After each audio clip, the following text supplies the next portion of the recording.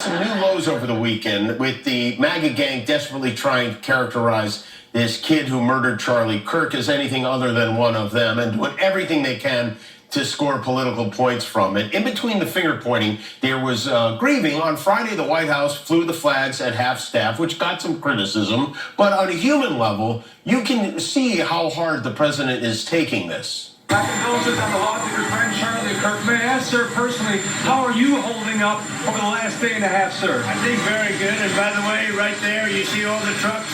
They just started construction of the new ballroom for the White House, which is something they've been trying to get, as you know, for about 150 years. And it's going to be a beauty. Yes. He's at the fourth stage of grief, construction. Demolition, construction. This is not how an adult grieves the murder of someone he called a friend. This is how a 4-year-old mourns a goldfish, okay? And it didn't just happen once. When I heard it, I was in the midst of, building a great, for 150 years they've wanted a ballroom at the White House, right? They don't have a ballroom. They have to use tents on the lawn for President Xi when he comes over. If it rains, it's a wipe out. And so I was with the architects that would design. It's going to be incredible. And they came in, they said, Charlie Kirk is dead. I didn't know what they meant. I said, he was dead. Charlie Kirk was shot. And they thought he was dead because it was so horrific, And I said, dead. And then we installed the most beautiful chandelier. Sponsors, you wouldn't believe.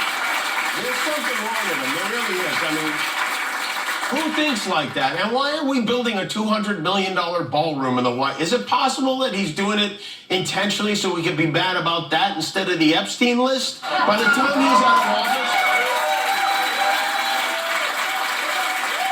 the White House will have slot machines and a water slide.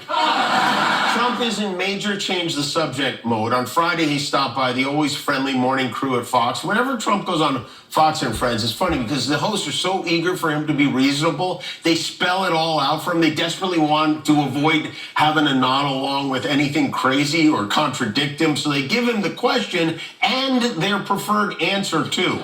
Is the message, to the right, the people that are going to go, I want revenge, not to have revenge?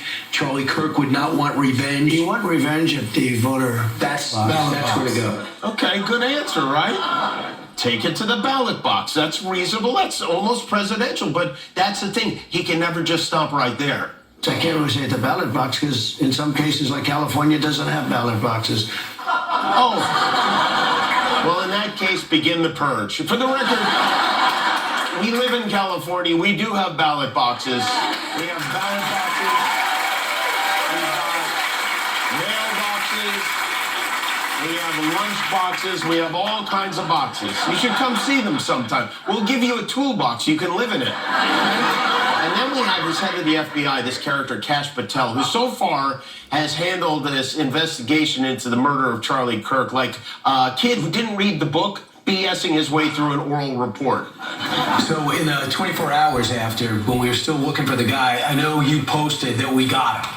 And that ended up not being true. The job of the FBI is not just to manhunt the actual suspect who did the killing or suspects, but it's also to eliminate targets and eliminate subjects who are not involved in the process. And that's what we were doing. Could I have worded it a little better in the heat of the moment? Sure. But do I regret putting it out? Absolutely not. I was telling the world what the FBI was doing as we were doing. Which was claiming we caught the killer when we had not. Kash Patel always looks like he just got hit by a Volkswagen.